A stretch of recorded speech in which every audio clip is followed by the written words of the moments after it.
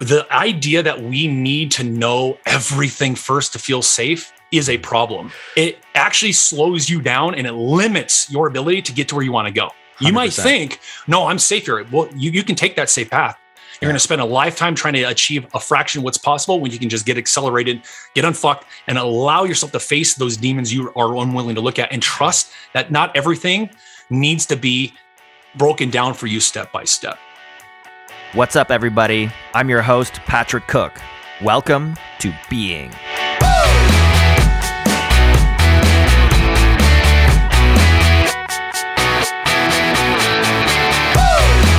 My guest today is Wylie McGraw, a former star athlete, competitive bull rider, and a 3-tour combat veteran in the U.S. military. It was through those intense experiences that he discovered his crazy superpower of being able to expose blind spots, erupt and eradicate stress, and fully unleash the untapped potential of high achievers. This is an explosive episode, jam-packed with hard-won wisdom and insight into self-optimization. Wylie McGraw, welcome to Being.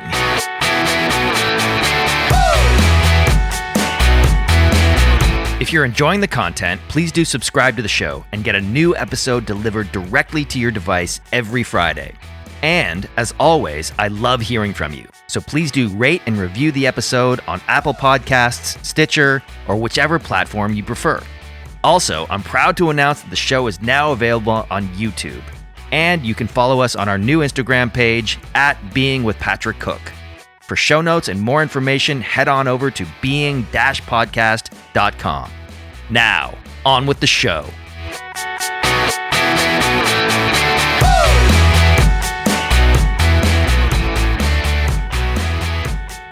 Wylie McGraw, welcome to Being. Thank you so much for being here, brother. I'm stoked to be here with you, Patrick. Thanks. Wow. First off, I just want to say you have a fabulous beard. Like I thought I had a pretty good beard, but seeing you, like you just nailed it, brother. Right on. Hey, yours not too shabby either. Yeah, it's a little gray, but I think it makes me distinguished. Absolutely. It's like an aged single malt, right? You want to appreciate those more sophisticated sides of life. Exactly. Yeah. Well, really excited to dive in with you today. There's so much to talk about, so much interesting experiences in your story as a former star athlete, competitive bull rider, 3-tour combat veteran. Wow, you've had some incredible life experiences, and I'm excited to drop into those. But first off, I'd love to just hear about your childhood. There's so much information and experience that comes from our so much insight that comes from our childhood. I would love to know, how did your experience in childhood shape you as the man you are now? So we're diving into that. Okay. Right, straight away. Let's just go straight for it. That is something that's very specific, obviously, to what it is that I do today. It's something that I look back on and go, you know what? Those crazy life experiences really molded the gifts that I have today that I bring out and provide to the clients that I work with. And I grew up in a family that was very staunch and rigid, Scottish Irish family. And I was always the outcast, so to speak, in the family. My name's Wylie. I'm kind of the unique one. I'm the only left-handed one in the family. But the biggest thing that I noticed in my childhood, aside from the fact that I had a natural talent for sports and athletics, was I always seemed to be the bearer of everybody's unresolved stress, and anything and everything that was going on in the dynamics of my environment, from aunts, uncles, cousins, their friends, their family members. I never really understood it as a kid, obviously. Yeah. So for me, looking back on my childhood and really understanding now why I went through those experiences was because I came into this world, my being, who I am, was brought in differently on purpose with this specific type of energy, this specific type of gift, so to speak, that needed to be cultivated. And as a kid, you don't understand that. You just kind of start to feel like, angry, frustrated. Yeah. Why is this happening to me? Right. And as the years progressed, I played baseball. I started throwing a ball when I was 3 years old. My dad was a semi-pro ball player, recognized the talent that I had. It started getting me trained by the professional, the California Angels pitching staff. I pitched for 13 years. Wow. And my path was exciting, the idea of going to professional sports, but the outside stress, not the competitive athlete stress that's normal and part of that world, but the outside stress that I was experiencing from my father and his incessant push for perfection really broke this inside part of me that said, there's more to who I am than this. This is not all that I am. And I cannot focus on excitement of what it is that I'm looking to accomplish here, feeling limited by these outside forces that I later found out were more part of the internal volatility that was developed in my childhood from the dysfunctional dynamics that I basically swam around in. So kind of cap that up here is as the years progress, which is why from that star athlete, from that childhood, I knew something was unique and different about me, but I didn't understand it. So I sought out more demanding, more radical challenges for myself to break free from the limitation that I felt as that athlete. So, which is why I found the world of bull riding.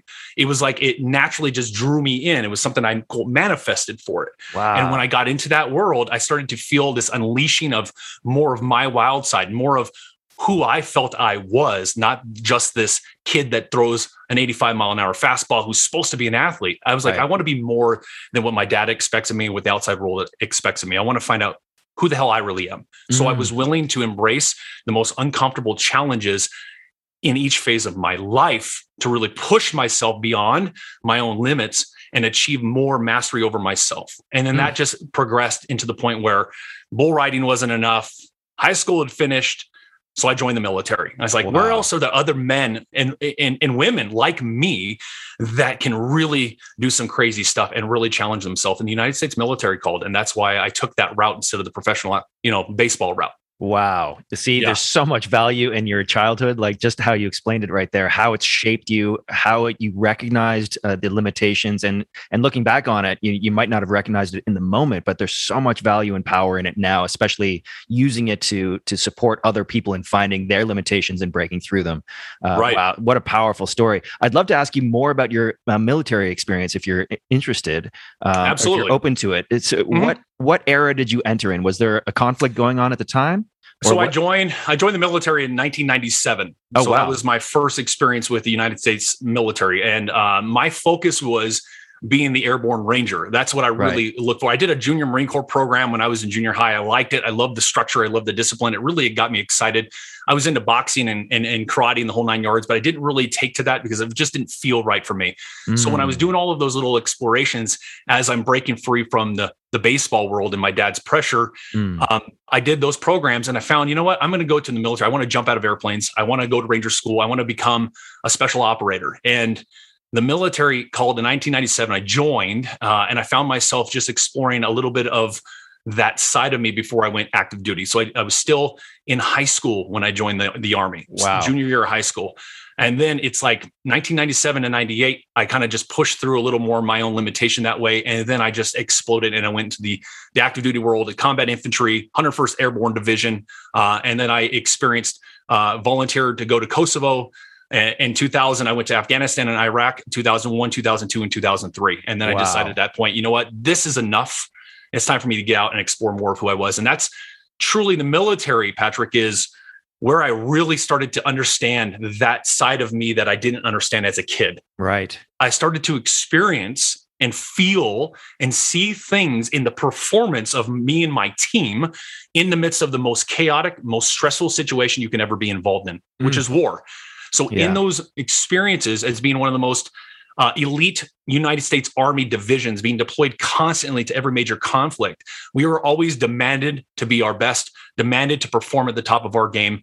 And that is exactly why I started to pay attention to how I was as a soldier and then how I was as a leader when I became a squad leader myself and started to lead my men in Iraq, and finding out, holy crap, I have this unbelievable, uncanny ability to see blind spots in how we perform, where we can improve. I naturally just my being inspired my men to step their game up and to push themselves even further than their own comforts so that we can literally all come home alive and complete our mission above and beyond expectation. Wow. What a powerful experience. I'm curious, like your experience in war combat, how did that change you as a human being? Like, what are the top lessons that you learned from that experience? Top lessons. understanding how to stay calm in the midst of chaos. Yes. The war, I look at it this way, is I was part of it, but I did not allow it to become me. Right. I refused to. I realized this is where we as human beings can get lost in ourselves and in the world that surrounds us, is we almost allow ourselves to become chameleons into the environments that we are experiencing, instead of understanding that we are in these environments to pull that gold from it, to pull lessons, to pull more of our own understanding of ourselves and the things around us and how we operate. Instead, we tend to fall into the trap of, well, I did this and that becomes me. And at the end of the day, I just didn't let the military become me. It doesn't mean I didn't have any stress related to going to combat, coming home and experiencing the transition and back into the civilian world. But it was a unique understanding of how to become calm in the midst of chaos, how stress itself affects performance and team function, and how do we address it from both the unconscious and the conscious levels. And that excited me to get out and explore even more around stress, the effects on performance, limitations, blind spots, et cetera. Yeah. Wow. So powerful, those lessons. I'm curious about you mentioned compartmentalizing. Like when you're in a combat situation, you have to be, in your wits, in your zone. You can't be distracted, right?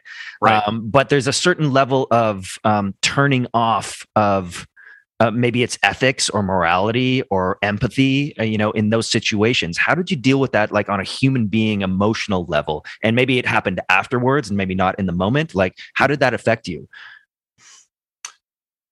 There is an aspect of being able to, quote, turn things off when necessary. And just to dive into that a little bit deeper, one of the philosophies that I live by, that I operate by, that I expect of my clients is understanding that sucking it up, the idea that we should compartmentalize is proper for a combat zone. Right. It's proper for war. Right. It's necessary at certain times, especially when we have a very specific focus. You don't have time to get lost in your own emotions and other people's emotions. We have time to really just gather ourselves, collect who we are, and operate to the point where we can complete our mission and get home alive. That is necessary. But everywhere else, the sucking it up mentality that we are taught to believe that is necessary for success is absolutely wrong. Totally. So I don't think I ever shut myself off. I knew how to, again, compartmentalize. And that's a big piece of it. Compartmentalization, so that we can not get attached to specific things and get lost, because that's when people die. But realizing that you're still human, that there's still empathy, there's still understanding of what they are going through as well while you're involved in it, who is experiencing more of what you're experiencing. It's not just you. So you stay connected to that aspect of your humanity. It's almost like you stay anchored in, rooted into it, but you learn how to be calm and all of that stuff, stay focused, do your job, respect one another, respect even the mission, and even those that we are there to either protect or, neutralize, whatever the word we want to use for that is. Right. But taking that home, it's about awareness, mindfulness of understanding that was war, this is being home.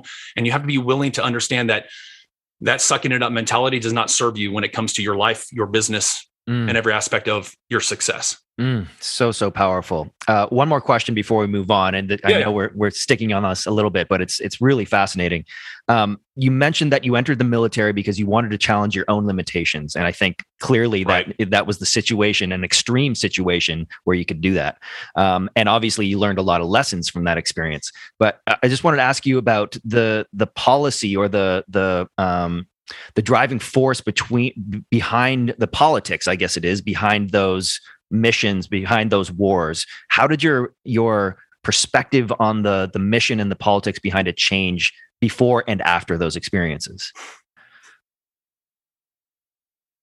There's always internal questions you ask yourself. Yeah. I never found myself verbalizing that too much. Right. I didn't feel it was even remotely relevant. Is impactful as the necessity to focus on the job and just getting home alive. Right.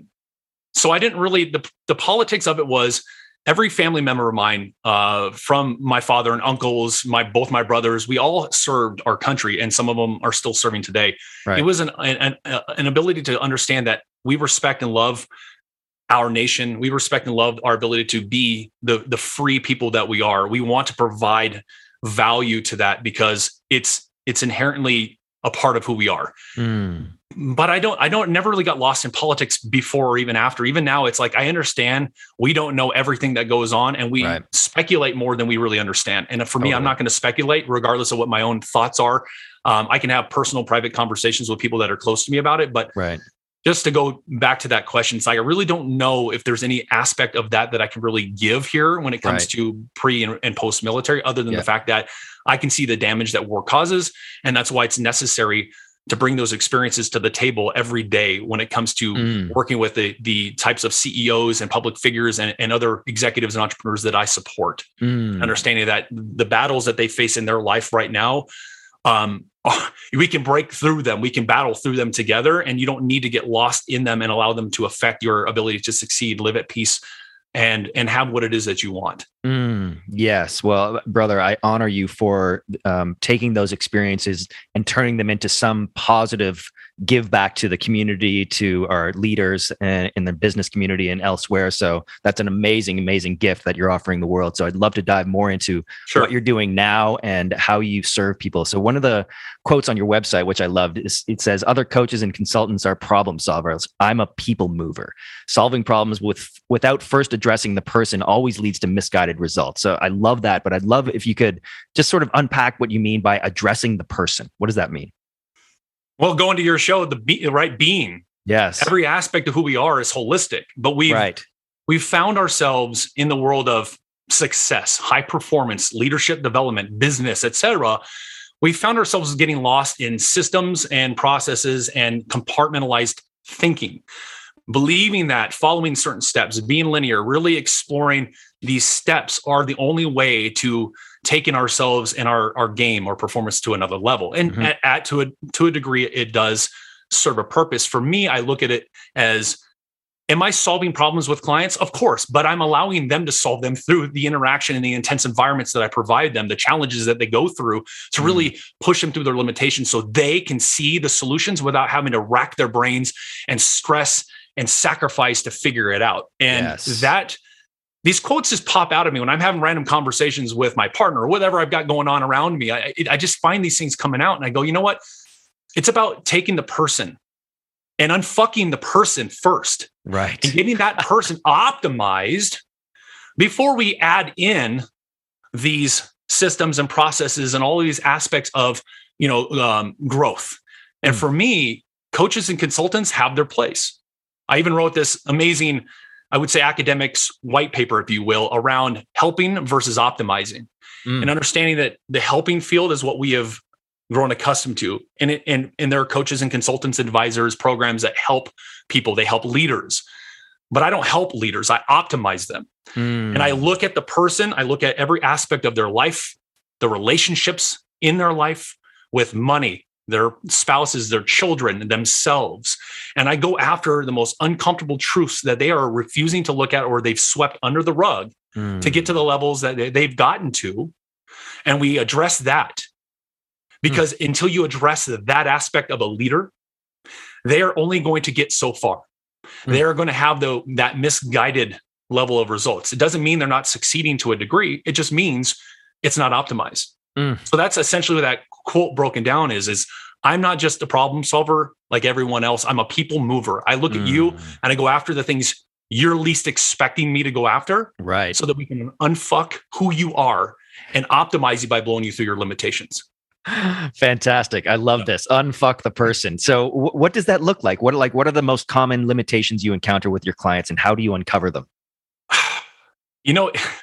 The how, Patrick, is not something I actually can share. It's just, it's not possible. Right. I built my business, and just to give you a little insight on that, I built a multiple 7-figure small business around my being. So who I am and how I live my life, those intense life experiences from competitive sports, bull riding, combat, to exploring more of myself outside of the military. We built the business around who I am, my beingness. unfucking me first, so that I can stand out there and I can tell and command and show leaders what it's like to live that life that I'm even talking about. That is the point of this. So the how, that's another part of it. We get lost in how do you do that? Well, how is still a form of limitation. And I expect people that are intrigued and inspired and like feel excited about walking towards me, who want to explore this type of work that I do, I expect them to learn how to surrender the need to know how, and realizing that creating from ambiguity and white space is more powerful than creating from stress. And understanding that the how shows up once you've committed to the why and the what, and the dynamic that is presenting itself with the environment that is literally giving you the space to truly transform and become more of who you are. So going back to just kind of cap that as well, everybody has their own unique experiences, challenges, and blind spots. So I can't pinpoint each person, oh, this is how they need to break through their limitations. I literally can't tell people how it's going to go down. My work is so uniquely dynamic in an interpersonal relationship with my clients that everybody's going to have their own unique experiences, their own unique eruptions when they're with me, their own unique challenges. It's kind of like a mechanic getting your car. They don't know really what the problem is until they lift up the hood. You might think it's your alternator and you're like, hey, I need you to fix my alternator. He's like, yeah, but you've got a battery problem, a starter problem. You've got a fuel line system issue. And they're like, but I don't want you to do that. I want you to focus on this. And that's what I would say most leaders have ever come to me. They think I'm going to do this here, and we go in a completely different direction. And it blows their mind, because they're at least expecting the fact that I have to go after your relationship over here just to get you to make more money over here. Right. And it's really hard for people to kind of connect those, non-linear points, but that's the point of my work. I don't really have anything to, I'm not going to show anybody how, because there is no how. My point is, do you feel connected to who I am and why I'm in your life to begin with? Are you excited about the opportunity to actually blow past your limitations, to expose and erupt all your blind spots, and actually achieve that peace and freedom you've been grinding your entire experience, life, and career for? If you don't feel excited about that, you and I are never going to work good together. If you need to know how we're going to do it, this is never going to work, because the need to know how, if you are prepared for what's coming, it's going to limit you. When I get you unprepared for what's coming, that's when true vulnerability shows itself. And when you're really vulnerable, blind spots reveal where they're at. And then that's when we can accelerate and we can blow and move you through to a completely different level and reach actual peak performance and sustain it. So I can't really explain how, but I definitely can share that, I know all leaders out there are dealing with blind spots they're unaware of. I know most people at the top have built their businesses on the back of stress. They have unresolved blind spots they are unwilling or just don't want to look at, or maybe are unaware that are there. And they keep trying to add more to their life to solve those problems versus, removing things that aren't really allowing them to. It's removing the things that hinder their power and performance in the first place. Wow, Wylie, there's so much resonance between what you're saying and my path. It's just, I use different language to say basically the same thing in my work. And it's really refreshing to hear it coming from your perspective. And there's so much resonance in your words. Creating from the white space is something that you said, and removing rather than adding onto, and knowing your why before the how. All those things resonate deeply with me. I just say it in different language, like moving out of your mind and into your heart space, for example, creating from that place of infinite opportunity and potential in your heart space, rather than the systems and the patterns and the beliefs that exist in our minds. We get lost, Patrick, if I may. We get lost in the we've got a society that has really overdeveloped the thinking. Totally. It's completely disconnected from intuition and gut and heart. It's like it kind of every once in a while you see them tap into that, maybe here and there, but everything has become thinking. If I can't see it, if I can't know the how, if I can't control it, I don't want it around me. And then they think, leaders especially, go, well, if I don't feel like I can control this and I can't understand how this is going to go down, if you can't, then you're not being transparent with me. So that means you must be a threat and I got to get rid of it. And they deflect away from things that could be showing up to them to literally challenge them to become even more. And that's the problem that I'm experiencing with leaders. So the blind spots they have is this inability to understand even what ambiguity and white space means. That's a blind spot. Right. All leaders have. Totally. I've worked with public figures, especially in personal development. These people have been around for 30 plus years who have done all the big things in marketing and info marketing and product development. And they are literally sitting there struggling and stressing behind the scenes. And it's like, you are not in congruency with who you are in a public persona versus who you are behind the scenes. Right. And that's because they are so stuck in their head, and they are so stuck in the how, and they're so stuck in adding, and trying to suppress what they feel. Yes. Right. That when anything comes up that challenges them, I don't like the way that feels. That must be wrong, because I've never felt all of this before. And when I show up in someone's life, my presence, my being, Patrick, alone starts to erupt the deepest, darkest truths that these leaders have held onto that nobody else has been able to excavate. Yes. So powerful, Wylie. I love it. I love your passion. I love your conviction. It's so inspiring to hear you speak about it. We are in extraordinary times and facing unprecedented challenges. Never in history have we been so connected yet so divided at the same time. Now more than ever, there's a fundamental need and desire for us to come together in community and collaboration, to experience real and authentic connection with our fellow human beings, to be part of a tribe of people who are doing the challenging work of making sense of the world and their place in it, to have a safe place to be vulnerable and get the support we so desperately seek as we navigate the complexity of modern life. This is why I've created The Chrysalis, an exclusive online community for people who are doing the deep work of personal development, of awakening, of healing, of peeling back the layers of conditioning and unconscious programming and unleashing their full creative expression through the discovery of their life's purpose. This is for the people who have the courage to say yes to life and to becoming the best version of themselves, for their own benefit and for the benefit of all.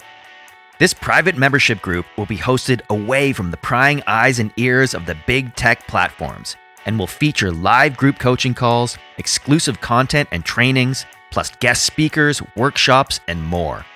At its essence, The Chrysalis is about coming together in a thriving community with the shared intention of co-creating the future that we all want to live in. If this resonates with you, go to enterthechrysalis.com for more information and to reserve your spot. Chrysalis is spelled CHRYSALIS. So that's enterthechrysalis.com. Now, back to the show.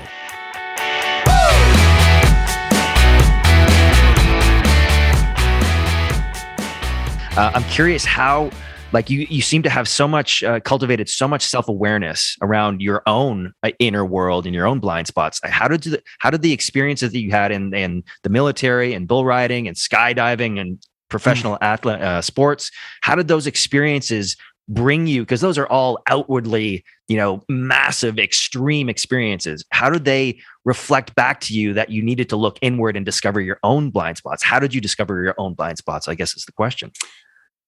The awareness started to develop that my experiences outside of me, if they continue to happen over and over again, they have nothing to do with the outside world. Nothing. Yes. But I was willing to go, you know what? Something's not right here. However, as a man, right, born in this culture of men, especially having immigrant grandparents from Scotland and Ireland, and understanding that rigidity is literally a characteristic flaw that we need to actually eradicate, and knowing when to be rigid and when to be flexible or in the flow. For me, all of those life experiences, I felt intuitively something was like, go there. Right. I can't even, I didn't know how anything was going to go down, but something felt really I was very uncomfortable when I stepped into the world of bull riding from being an athlete as a pitcher. I was uncomfortable even being a pitcher on the mound all the time in the public eye and having people look at me, especially when I started to get scouted. But it's like I purposely pushed myself into those environments, faced down these fears that made my stomach turn, the butterflies you get, the heart pounding raciness, and learning how to control those inner aspects of myself. But I will tell you that the only way that I truly was able to experience my deepest blind spots from all the unresolved stress from childhood, from the sports into the military, was an outside force, if you will. Right. I had someone that I ran into, if you will, that literally put me in positions to erupt and eradicate all of my own shit too. And I kept that person close to me because as much as of a challenge as it was, as much as the stuff that I was hearing I didn't want to hear, I knew there was a reason that was happening. And I started to experience, this is where, again, science cannot prove certain experiences. You can't just repeat individual, amazing, mind-boggling experiences over and over again. So each experience I had from my outside world, I realized if it was shifting, it was because of what we were doing and facing. And I went, okay, something's here. And now I'm going to dig even deeper. And that's why I started to personally explore the world of meditation, of neuroscience, of psychology, I was holistic in my studies personally. Everything I built was around who I am. Everything that I added informally was just to accentuate deeper understandings of myself so that I can really navigate all different waters with different people that come into my life. And that outside force helped eradicate every aspect of my unresolved stress. And I started to realize each moment of my life was at peace, harmony. I started to feel free. No matter what situation I was in, nothing knocked me off course. It doesn't mean I don't get stressed as life goes on. It happens. You're going to, okay, I'm feeling a little stressed out today, but I have the ability to utilize and manage my stress optimally to keep me in focus for my performance so that I can live, practice, and preach what it is I'm telling leaders they have to do to be their best. Oh, man, Wylie, this is so amazing. Again, so much resonance with, between your work and mine, just with different language. So it's really exciting to hear it articulated a different way. And what you said about science not having all the answers, it's again that mind identification, and especially in Western culture, we have to know the answers. We have to know the science. We have to know the strategy, the system, but it doesn't account for that first person experience. And so, and so we're taught not to trust it, not to trust our heart, not to trust our intuition and our gut. But that's where all of our power, all of our insight, all of our unique ability comes from. So if we're stuck in these mind games and these systems and these strategies, we'll never reach our peak performance. So what you're doing is so, so powerful. And if I may just add a little tidbit to that, because it's really good that you said that. We end up actually thinking that the gut feelings we have, now that we've overworked our mind, we end up thinking the gut feelings we have are always right. And what I found working with these high-powered leaders is your gut is not always right because you have so much unresolved stress occupying space within you, in your mind and in your body.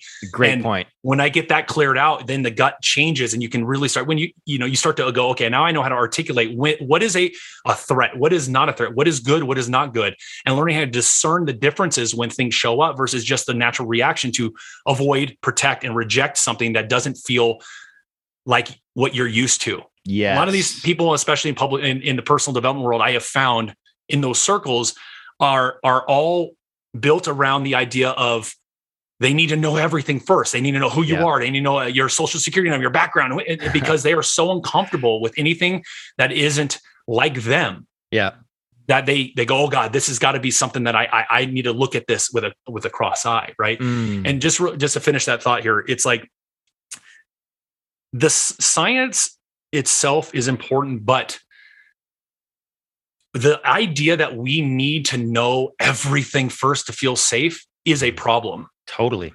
It's a huge problem. Huge problem. Yeah. It actually slows you down and it limits your ability to get to where you want to go. 100%. You might think, no, I'm safe here. Well, you can take that safe path.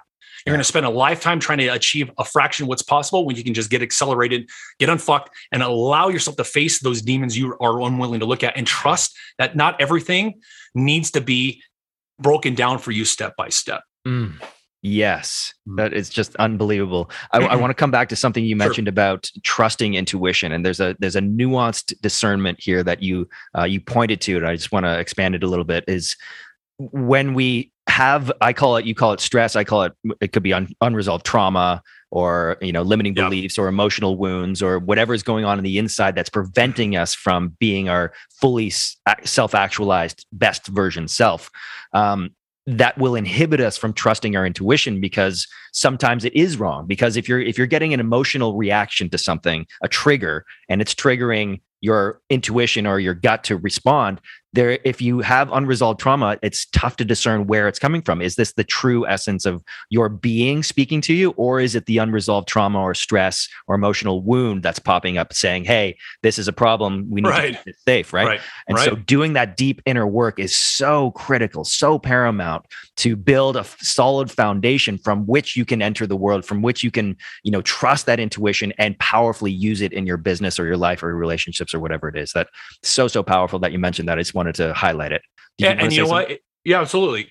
We have a psyche for a reason. Right. Over evolution, it's designed to protect us from things that are uncomfortable, that feel like a threat. Totally. But it has not evolved as fast as technology has evolved. That's right. And you can understand that it's the whole point is when you could feel something that is challenging you and causing you to experience discomfort, right?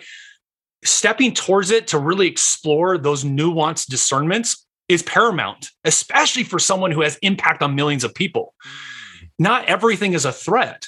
So going back to that is like, yeah, you're right. That psyche is designed to protect us. And we have to blow through that psyche and realize it's time to face down what is not allowing you to be the best version of yourself. And I look at it this way. It is traumas, wounds, whatever words we want to apply to, it's all unresolved stress at the end of the day. There's a difference between the unresolved stress of your life experiences that create undetectable patterns of doubt, fear, and cautiousness.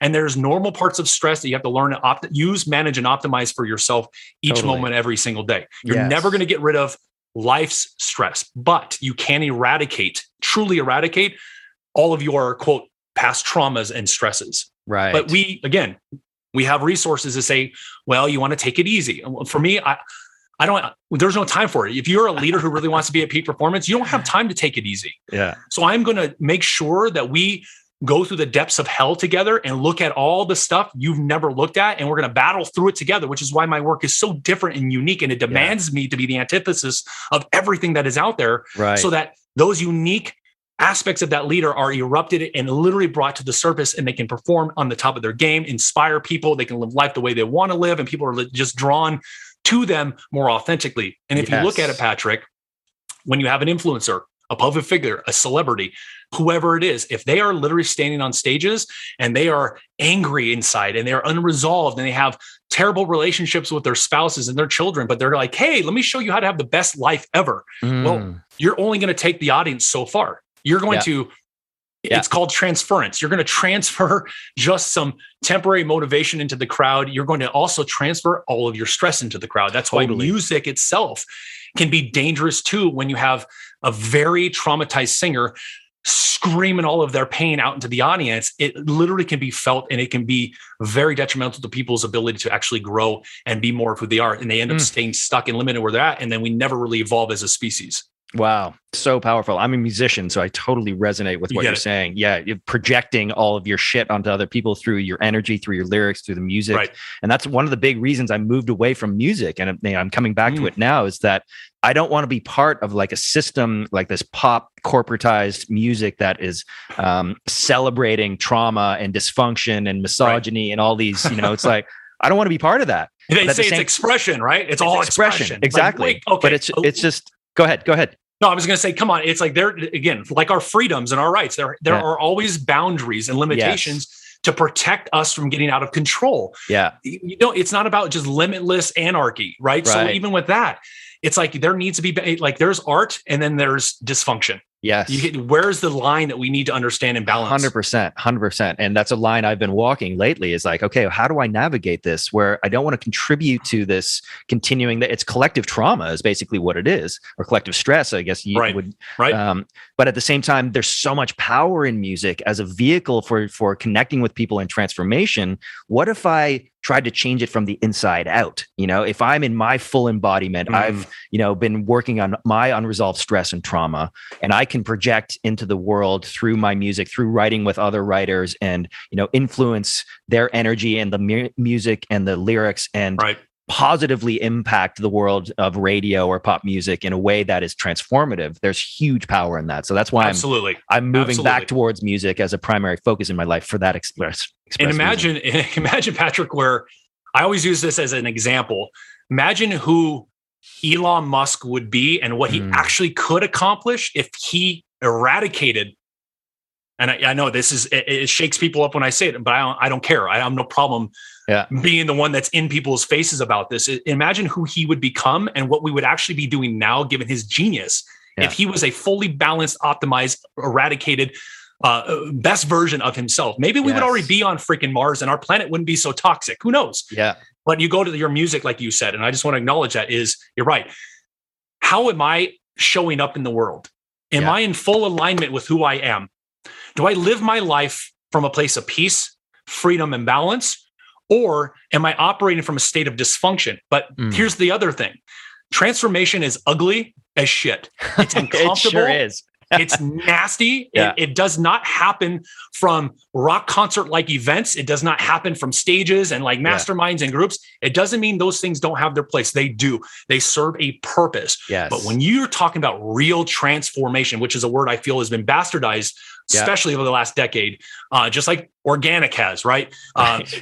When you look at the real transformation, it's nothing that's going to feel good. It's nothing that's going to feel comfortable. It's going to show up in ways you least expect it. Yeah. And it's going to demand you to face things you don't want to look at. And here's the other piece to that. I have found through my experiences, like you asked earlier, you actually need an outside force that knows how to hold you in the environment and allow you to go through those experiences, because what we will do on our own is we will think that we are transforming because we are like, oh, I'm looking at a stress as a child. I look at this thing over here I did as a business owner. Oh my God, okay, I can deal with it. I understand it now. Well, that's like talk therapy. Giving you the space to understand it is good. Yeah. Giving you the pieces to put back together is good. But eradicating that takes an outside force that knows how to hold you in it, walk through you with it, make you face it, erupt it, and eradicate it, period. Yes. You will never truly transform to the most optimized version of yourself until you face it with someone outside of you who knows how to push you through it. It's like the military. Yeah. There's a whole point in the military. We don't go, I'm going to be a soldier myself and then figure it out on our own and go, I'm doing some self-help, my military books I'm going to read are make me a soldier. Yeah. We have frameworks and structures and the way they treat us and push us every single day for months on end at the most breaking point of our minds, our bodies, and our emotions, because they need to break down all of those old things to build us up into a new version of ourselves as a soldier. Same thing. Yes. Same thing. Yeah. And I resonate so deeply. I just use different language. I create what I call as a sacred container for people to explore themselves at the deepest level. And I hold up the mirror for them. Right. So it's not about me telling them what to do or how to do it. It's like, okay, you have all the answers. I'm just going to ask you the right questions and hold the space for you to explore. And that means getting messy. That means getting into the pain, the discomfort, all of it. But you work with a lot of like high powered Fortune 500, Hollywood professional sports stars. There has to be some reticence that you encounter. People are just like, wait a minute, I thought we were going to do business here. Like, what do you mean I have to look inwards? How do you move past those blocks? Excuse me. I'll put it this way. Not many people have what it takes to do the work that I'm providing leaders today. I totally agree. That's why I literally work with less than a handful of people per year. Right. On purpose. Right. My work is about a relationship dynamic with my client. There is no stone left unturned when we engage in that framework together. So when I meet someone and they are introduced to me, which is why I built I built this business, this multiple 7-figure business on referral only, no website, no business card. It was meeting people through interactions, being invited to parties, masterminds, conferences. And when people say something's different about you, I say, I understand that. And when they start to have all these feelings about what's going on, the ones that can go, I don't know what's going on here, but I like what I'm feeling and I want to talk more. And we engage in what I call as a calibration period. I need to calibrate someone who says they're interested in doing this work, so I can make sure that when I say yes to them and then we are in agreement to do this work together, they're ready for it. Yes. It doesn't happen through a transactional nature of, hey, so-and-so over here, you kick their ass, you optimize their life. I see what you did to them, which is why I get introduced in the first place, Patrick, is they see their friend. They're like, you're not the same person. What were you doing? Here's the guy.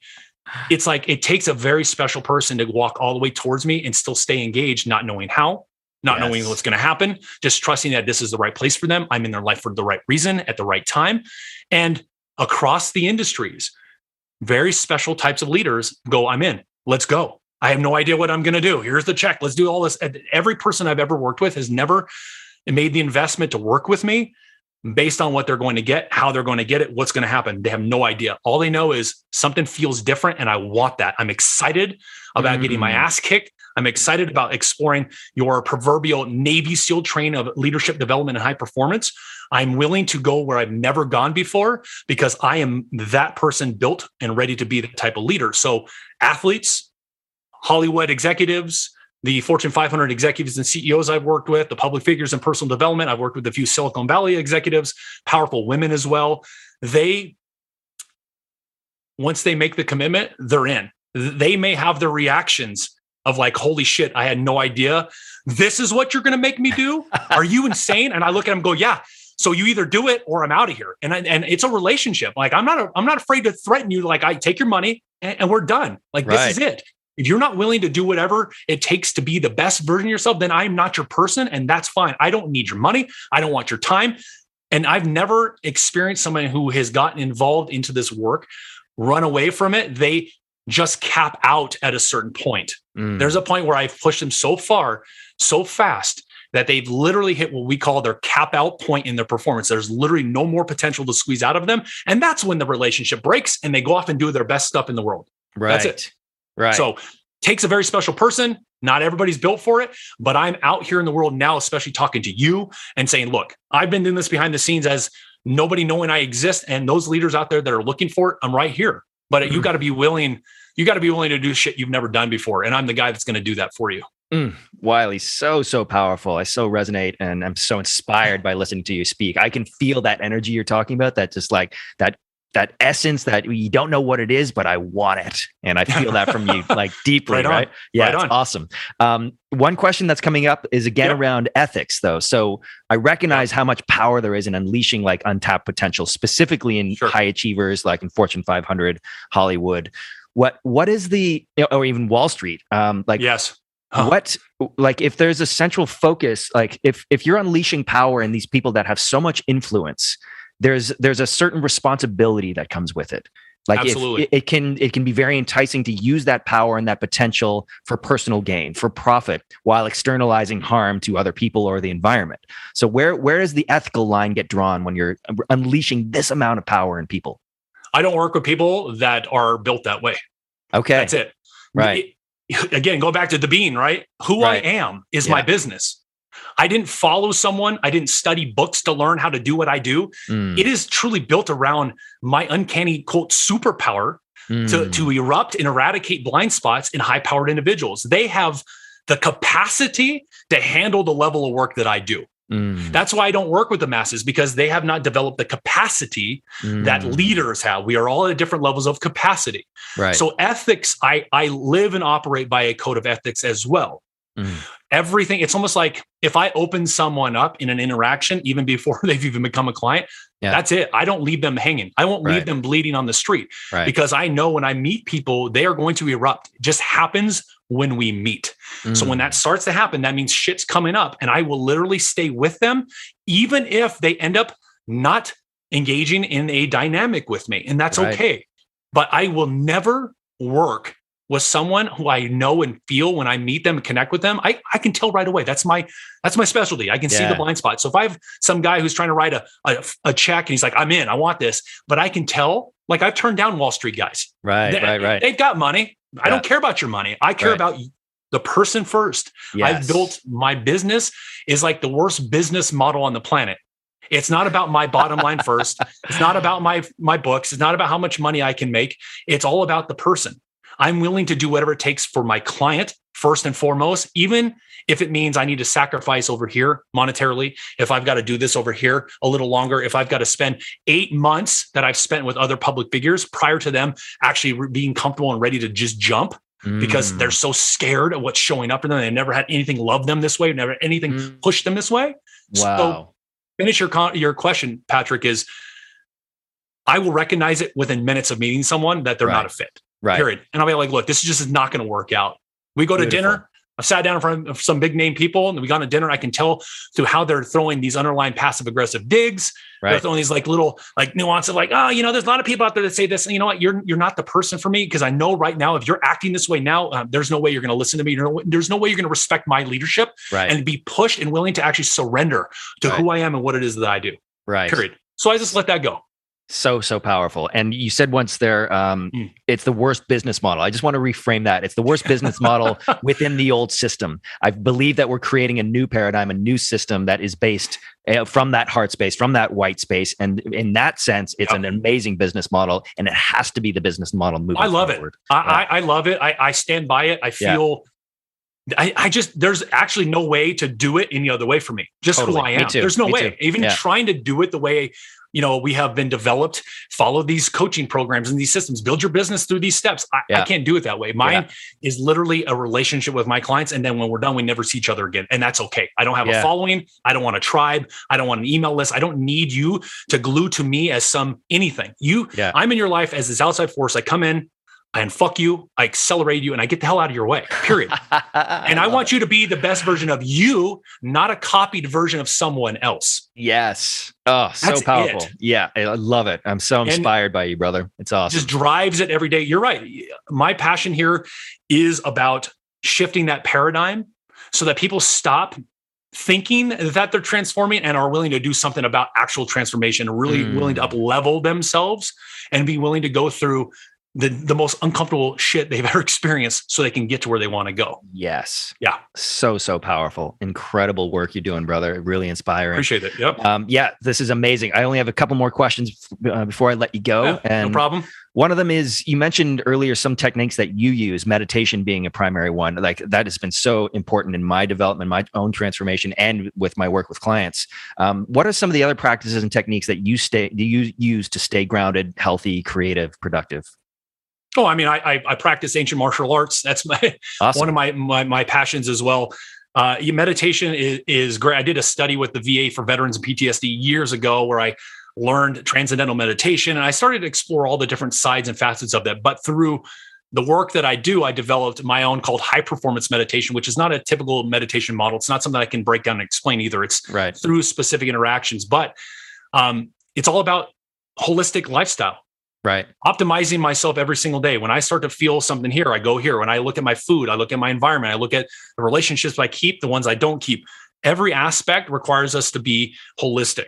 And if you feel that circumventing certain things, sacrificing certain things, all for the sake of notoriety and some money, then that's where limitation gets stuck and why people don't feel as free and as empowered as they possibly can. And then we overwork that muscle and it becomes like, oh, this is just normal. You have to sacrifice and suffer. Well, there's a difference between unnecessary sacrifice and suffering and necessary sacrifice and suffering. If you're willing to explore that, I'm right here willing to do it with you. But those are elements of optimization, not helping. It's not about helping you. Helping you is nice. It feels good. It takes you down the road. You get somewhere. You might have some results. But unfucking someone is optimization, optimizing who they are, mind, body, spirit, whatever we want to call it, holistically, so they can stand there and experience who they really are at the core, because they might think they know who they are, but I tell you, until they meet me, they don't. And once they're done with me, they're going to know who they are. I guarantee it. Yes. So, and that's, Patrick, if I may add this in here, is like, I'm doing an anti-retreat for that very reason, where I'm going to bring at least 3 leaders together for 4 intense days and 4 intense nights in Sedona, Arizona, and really push these leaders through their blind spots radically and quickly, and giving them that experience of having someone in their life that says, don't leave your life at home to come to some retreat. Bring everything with you. Every aspect of your life. Bring all your shit. Yeah. I want it. I don't care who you are. I don't care about your reputation. I don't care about your money. I care about your mindset. I care about your willingness to go where you've never gone. And if so, let's do it. I'm right here with you, brother. Fantastic. That's so powerful. You mentioned success earlier as one metric, and I'm curious, what is your definition of success and how has it changed over time? My definition of it's very subjective, but I look at it this way. When you can wake up every day feeling in the zone, it's what that professional athletes call being in the zone. When you are waking up feeling powerful, ready to take on anything and everything you put your mind to, experiencing peace, freedom, calm amidst any situation.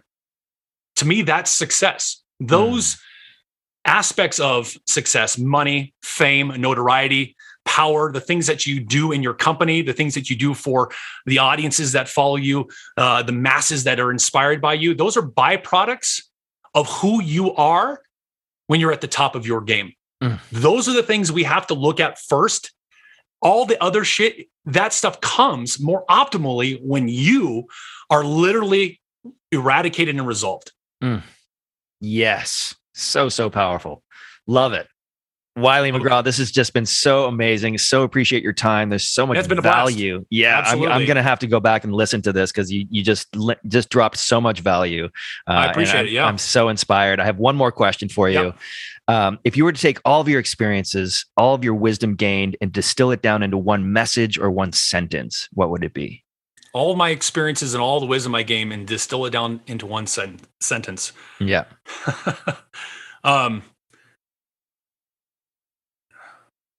It's an optimized leader evolves and transforms the world. An unresolved one distorts it. Woo. Wow. So much power in that. Wylie McGraw, thank you so much for your time today, brother. I really appreciate it. It's been a pleasure to meet you. And that beard, just keep on going with it, man. It's just rocking the world. And then Patrick, if you don't mind me asking, because I didn't get a chance to ask you since we had that break, if there's anybody that just like you have as well wants to grasp a little bit more understanding of even what we're talking about, if I may share just a quick link. Yeah, please. Time2erupt.com. Love it. Time2erupt.com. I created an amazing self-assessment active character index for people to really look at aspects of themselves to see if they're even ready to step towards optimization. And I think it's a great tool for people to really evaluate themselves. So time2erupt.com, if you don't mind me sharing that. Absolutely. I'll put that in the show notes, and I'm definitely going to go check it out myself. That sounds amazing. Right on, brother. Yeah, thank you for having me, man. It's been a great experience. It's been amazing meeting you, and hopefully we'll be in touch. Thanks so much, We'll stay in touch. All right, brother. Enjoy the rest of your day. Yeah, you too. Cheers. Take care. Hey, everyone. Thanks for tuning in. And if you enjoyed the show, please do subscribe, rate, and review. For more information and show notes, head on over to being-podcast.com. And if you're ready to make massive changes in your life and looking for the support and accountability to make it happen, I'm currently accepting applications for my private one-to-one coaching. You can send an email to patrick@patrickcookcoaching.com. We'll see you next time. And remember, life is now. Live your being.